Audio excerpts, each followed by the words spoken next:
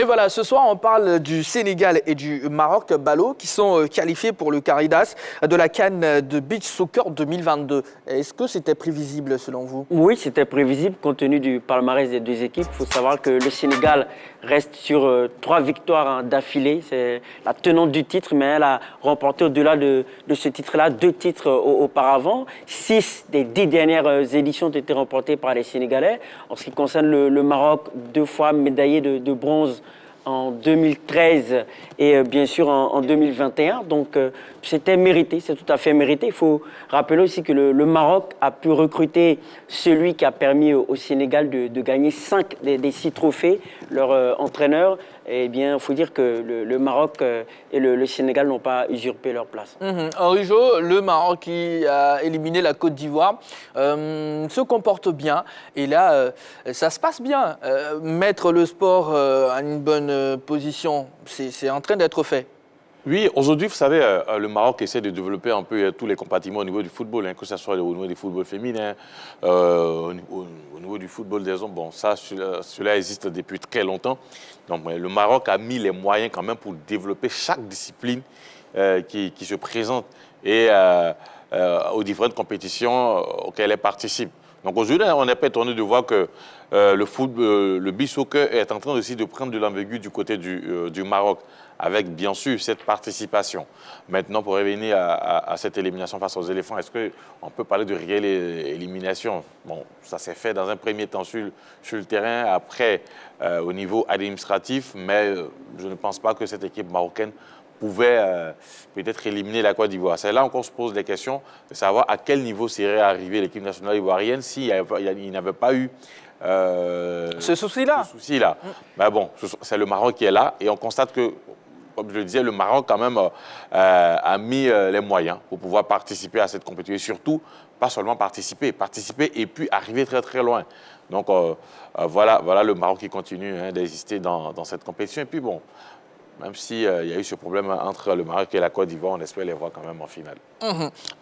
Yelo, le Sénégal confirme son palmarès et sa bonne forme dans ce sport-là, clairement. Oui, le Sénégal a déjà débuté très fort cette compétition-là. Je crois que d'entrée de jeu, le Sénégal a battu l'Ouganda de 10 buts à 1. C'est déjà donné un signal à tous les adversaires du Sénégal. Il faudrait signifier aussi que le Sénégal s'était très bien préparé par rapport à cette édition. Le Sénégal avait participé au tournoi de beach soccer organisé du côté de la COSAFA, tournoi où il était invité, qu'il a remporté. Et ensuite, le Sénégal a rencontré des adversaires tels que l'Égypte pour des matchs amicaux. C'est dire combien de fois la Fédération sénégalaise de beach soccer a mis les moyens pour cette compétition-là et pour leurs joueurs. Donc oui, le Sénégal confirme son titre de favori et pourquoi pas rééditer l'exploit. Allez, chez la rédaction a concocté un petit mélange, quelques extraits de cette compétition CAN Beach Soccer 2022. Ça se passe au Mozambique. On suit ensemble. Dès qu'on revient, on parle du niveau de la compétition. De Beach Soccer 2022 est à suivre en direct et en intégralité sur la 3. On vous propose cette compétition. Voilà, c'est pas encore terminé. Donc rendez-vous tout simplement sur la 3 pour avoir et le programme et les compétitions en intégralité. Alors là, madame, messieurs, nous avons pu voir un extrait de quelques matchs déjà. Si on devait parler du niveau de cette compétition-là, Balo. Bon niveau, un niveau acceptable. Il faut dire qu'au niveau de l'Afrique, on n'a pas d'infrastructure trop développée en termes de plage. Je pense que les Brésiliens, qui sont les experts en la matière en ce qui concerne le beach soccer, ont toute une panoplie de plages. En Afrique encore, il y a certains endroits où on n'a pas tellement cette culture-là de plage, de développer de beach soccer, en ce qui concerne le beach soccer. Ouais. Donc, il faut dire que c'est acceptable, mais il faut signaler quand même un trop grand fossé entre le Sénégal et les autres nations. C'est vrai qu'à part le Sénégal, on a le Mozambique qui est à un bon niveau, on a également l'Égypte, mais le fossé est trop grand pour que le niveau soit vraiment un top niveau, un niveau international. Sinon, c'est acceptable compte tenu de nos réalités africaines. En tout cas, Henri Jo, il y a un peu de tout. Gestes techniques, c'est vrai que c'est un peu difficile de contrôler le ballon dans ces conditions-là, mais c'est quand même intéressant. Justement, il faut être doté de très bonnes capacités technique pour pouvoir jouer au beach soccer, parce que comme vous l'avez dit, hein, difficile de contrôler avec les rebonds. Donc non seulement il faut être technique, mais aussi il faut jouer avec beaucoup d'intelligence. Donc tout y est. Et puis le physique, parce que courir dans le sable, c'est pas évident. Donc il faut beaucoup s'entraîner. Et bon, je pense que peut-être quand on prend un peu la Côte d'Ivoire, contrairement à ce que Balo disait, on a assez de plans d'eau au niveau... On pas la Côte d'Ivoire, l'Afrique tout entière. Il y a des pays encore qui n'ont pas trop de plages. Rares sont les pays qui n'ont pas accès à cela. Mais aujourd'hui, ça se développe facilement. Vous savez, pour faire ce genre de terrain, voilà, il faut trouver quand même du sable fin, essayer de... Parce qu'aujourd'hui, même les compétitions au niveau de la Côte d'Ivoire se jouent au Palais des Sports de Treichville. Ouais. Voilà, il y a un endroit qui a été menacé, c'est pas au bord de la plage. Donc je me dis que d'autres pays, par exemple, à l'instar de la Côte d'Ivoire, peuvent quand même se trouver, même s'ils n'ont pas d'ouverture sur la mer, voilà, peuvent trouver quand même des astuces, hein, pour pouvoir participer à ces compétitions-là. Donc, tout est question de volonté. Tout est question de volonté. Aujourd'hui, le Sénégal a mis les moyens. Comme Yelo disait au début, il y a eu des matchs amicaux qui ont été disputés. Donc, déjà, quand vous vous préparez très bien pour une compétition, il va sans dire que vous avez quand même assez de chances de pouvoir faire bonne figuration. Donc, je pense que c'est une question de volonté. Mettre les moyens à la disposition des fédérations ou peut-être des équipes pour une bonne préparation et aller quand même essayer de titiller ceux quand même qui sont à ce niveau-là. Oui, c'est important, mais il faut souligner que c'est tout de même acceptable, hein, compte tenu de ce qu'on a en Afrique. C'est ce que je disais, hein, par rapport aux moyens qu'ont nos fédérations.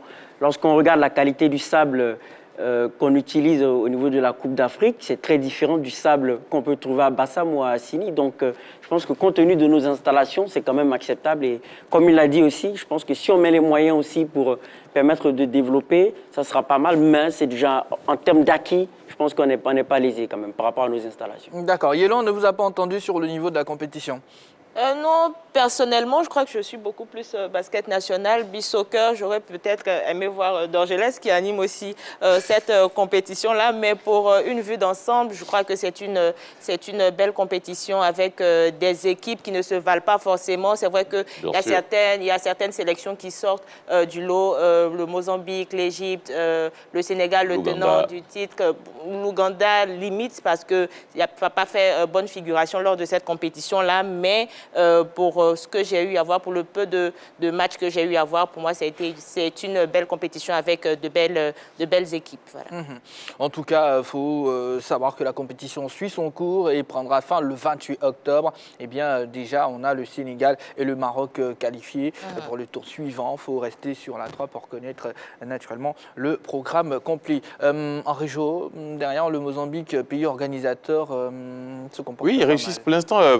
On peut dire, au niveau sportif, ils réussissent leur compétition. Hein. Voilà, arriver en demi-finale, poussé par le public, ça peut créer autre chose. Hein, et puis souvent, c'est très difficile de battre le pays organisateur en finale, même si vous êtes favori. Voilà, c'est très difficile parce que on peut parler d'arbitrage maison. Bon, ça, on y arrive, on n'y est pas encore, donc il ne faut pas peut-être l'évoquer. Mais il y a le public qui peut pousser ses joueurs à se surpasser et à obtenir la victoire. Donc petit à petit, ils sont en train de faire une bonne compétition et pourquoi pas ne pas les voir en finale. Et voilà, qui sait, hein, peut-être c'est cette équipe de... Hein. Oui, c'est vrai, avec le Sénégal. Avec le Sénégal, oui, c'est compliqué, mais avec le public, on ne sait jamais. On ne sait jamais. Toujours, c'est le Sénégal. C'est la même phase, il faut changer un peu. En tout cas, une seule adresse pour suivre cette compétition de beach soccer, c'est la 3, le canal 203 sur Star Time, c'est le 740. Et puis la TNT, c'est le numéro 3. 3 comme la 3. La question LGT de ce soir concerne nos éléphants U23. Les éléphants peuvent-ils se qualifier après le nul 0-0 obtenu à l'aller face au Niger? C'est notre question LGT. Nous allons marquer une courte pause. Un youtubeur a réussi à s'introduire dans le théâtre du Châtelet, là où a eu lieu la 66e édition du Ballon d'Or, sans être invité. Comment a-t-il réussi? On en parle après la pub dans notre Sabuzz.